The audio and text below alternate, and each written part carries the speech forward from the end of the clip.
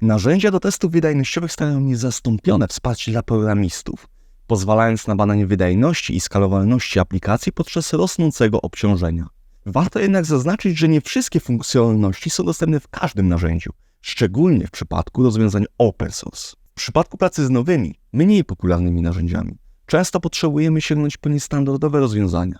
W takich momentach rozszerzenia odgrywają kluczową rolę, umożliwiając programistom dodawanie niestandardowych funkcji do narzędzi do testów wydajnościowych. Dzięki nim możliwe jest zwielokrotnienie potencjału narzędzi oraz dostosowanie ich do konkretnych wymagań projektu, niezależnie od tego, czy chodzi o symulację rzeczywistego obciążenia, integrację z innymi narzędziami, czy monitorowanie dodatkowych metryk. Rozszerzenia stanowią zatem kluczowy element łączący dostępne funkcjonalności narzędzi z indywidualnymi potrzebami projektu. W Case6 istnieje możliwość tworzenia własnych rozszerzeń dzięki narzędziu Xcase6. Umożliwia ono programistom rozwijanie rozszerzeń i pluginów, które mogą znacząco rozszerzyć możliwości Case6. Dzięki tej elastyczności społeczność deweloperów może łatwo tworzyć niestandardowe narzędzia, które doskonale spełniają specyficzne wymagania projektów testowych. Część z dostępnych rozszerzeń można znaleźć w dokumentacji Case6. Instalacja narzędzia jest prosta i wygląda następująco. Po pomyślnej instalacji jesteśmy gotowi do użycia Xcase6. Zanim jednak do tego przystąpimy, przejdźmy do napisania pierwszego rozszerzenia. Na początek wybierzmy funkcjonalność, którą będziemy chcieli pokryć. Będzie to pokrycie protokołu SMTP.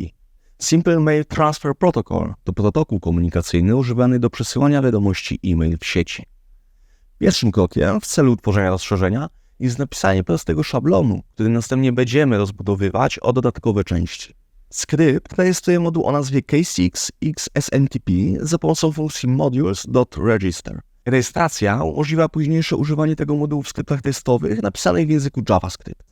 Kolejnym etapem jest inicjalizacja modułu Go. Użyjemy do tego widocznego polecenia. Załóżmy, że będziemy chcieli zdefiniować jedną funkcję w teście, odpowiedzialną za równocześnie uwierzytelnienie, jak i przesłanie e-maila. Na podstawie dostępnej dokumentacji zaimplementujmy funkcjonalność, abyśmy mogli wykorzystać je jako rozszerzenie.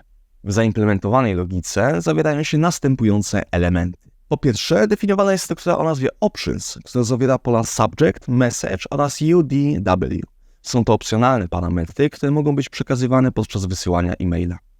Kolejną częścią jest pomocnicza funkcja PlaneOut, która tworzy obiekt smtp.out przy użyciu autentykacji PlaneOut. Autentykacja ta wymaga podania hosta, hasła i nadawcy.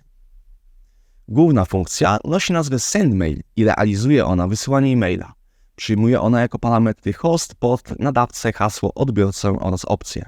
Na podstawie tych parametrów tworzona jest wiadomość e-mail, a następnie jest ona wysyłana za pomocą smtp.sendMail.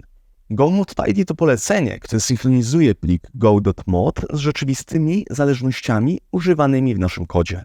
Zastosujmy je, aby zsynchronizować nasz projekt. Budować paczki binarne Case6 za pomocą Xcase6 możemy na systemie lokalnym bądź w Dockerze.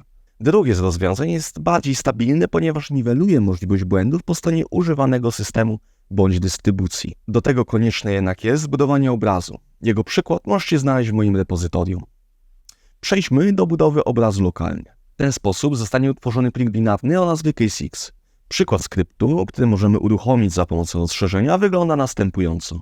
Po uruchomieniu Case6 z pomocą pliku binarnego zamiast systemowego polecenia będziemy mogli skorzystać z biblioteki wewnątrz scenariuszy testowych. W dzisiejszej, 8. części serii zgłębiliśmy temat rozszerzeń w Case6 i zrozumieliśmy, jak istotną rolę pełnią w rozbudowie funkcjonalności tego narzędzia. Poznaliśmy definicję rozszerzeń jako niestandardowych dodatków, które umożliwiają programistom dostosowanie Case6 do specyficznych potrzeb projektu. Jest to też ostatnia część serii testy wydajnościowe z Case6, w którym kończymy poznawanie Case6 od zera. Dla wszystkich, którzy wytrwali i śledzili naszą serię od pierwszego filmu, chciałbym wyrazić szczere podziękowania.